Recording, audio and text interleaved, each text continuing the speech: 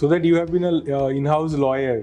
So what are the opportunities for lawyers in skilling sector?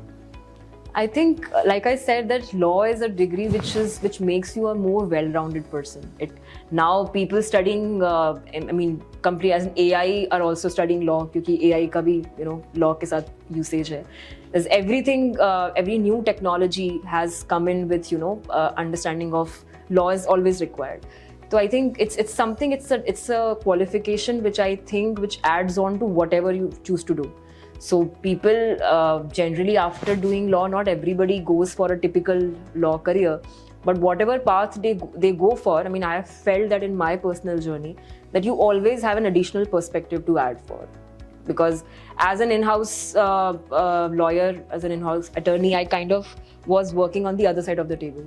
Now when I'm on the other side of the table, I understand every perspective well. I know why lawyers would raise certain concerns. I would understand why business team would have certain concerns that maybe the legal department was not able to understand. I can understand both of the sides well.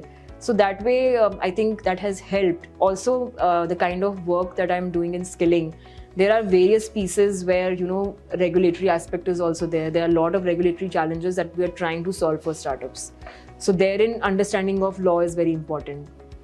When we are talking about policy documents, obviously there is enough room for your legal skills to come into picture. Lawyers are good orators, good researchers. So all those skills are also very important in terms of when we are trying to solve for a national level problem. So I think it's a degree which is I think one of the most well-rounded that way, which kind of has application in every field, every stream. So yeah, I will also share some of my experiences on this. So in the skilling sector, I can say that first of all, there are the skilling companies are very young. So most of them still don't have any lawyers and all of that. But there is an opportunity. So what is the opportunity? Number one, skilling companies will have few kinds of work very common. One is they will need contracts, they will need the standard templates with all their users and with vendors. Just like any other company, they will have contracts, right? Then there are standard compliances, like you have company law, you have IP protection will be an issue. Right? Yeah, a lot of startups take it very lightly. Yes. And IP kind of comes in a big way later on. Yes, so you have to make sure IP protection and you are not infringing anybody else's content and so on, all those things. And so that is another aspect to it. Definitely there is a lot of work around consumer cases or consumer disputes are likely. It can happen. We also had a few.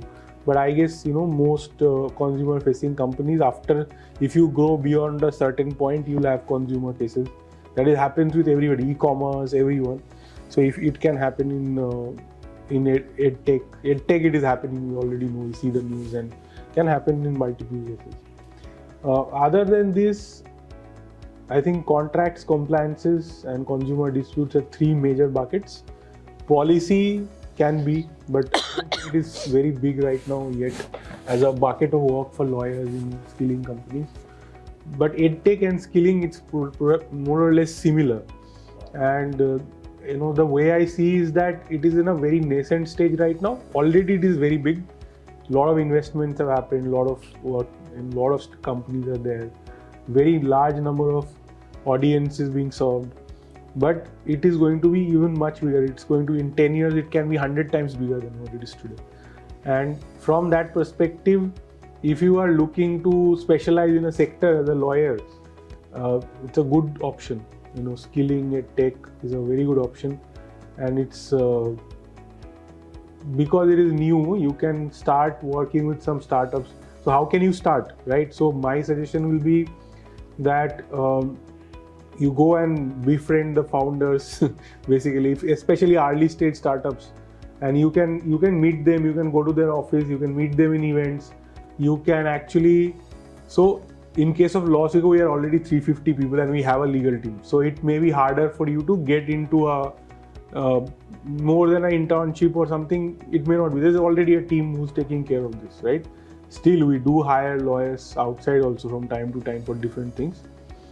But most likely your better chances are with smaller ones. So if there are 10-20 people startups where there are still 5-10 people, 20 people, they probably don't have a lawyer, they don't have HR, they don't have all those professionals, Yeah. right? So there you have a very good opportunity to go and help them out with basic contracts, basic compliances, and as they are growing they will soon need full-time people, or they can become your long-term clients and so on.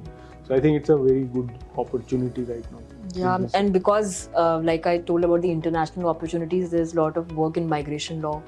for Yeah, different immigration, country- migration, yes, absolutely. That's also a very interesting. Very few people are there.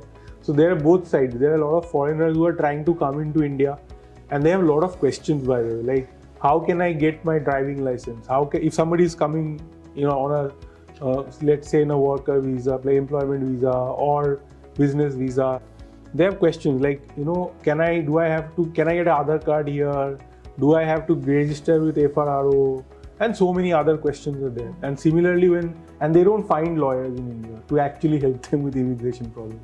There are so many people who have visa overstaying problem and they need a lawyer to represent them. Okay, and they don't have, there is nobody who practices this, because nobody thought that there is a real need. I need to cater to this. There are few lawyers, of course, but very, very, very difficult to find. Most of India, right? And then there are people who are going outside India, and that's a very good point. And they have a lot of questions. Like if I'm going to, so for example, if you're an Indian and you're migrating to the US, you might need help of US immigration attorneys in a lot of cases, and the work that they're doing is not something that we could not do. It's not legal advice. It is just filling up some form and knowing what documents to present. Sure, they are saying that I'm an attorney, pay me, $1,000, $2,000, but even Indian lawyers could cater to those. And there is a huge volume of people going to the Gulf, huge volume of people going to Europe, a lot of people going to UK, US, huge numbers. And no Indian law firm has actually solved the problem or created a blog or created a YouTube channel or whatever. Nothing. There's almost very little information available. So this is a great opportunity for, Definitely. if you want to build something in this area, probably fantastic.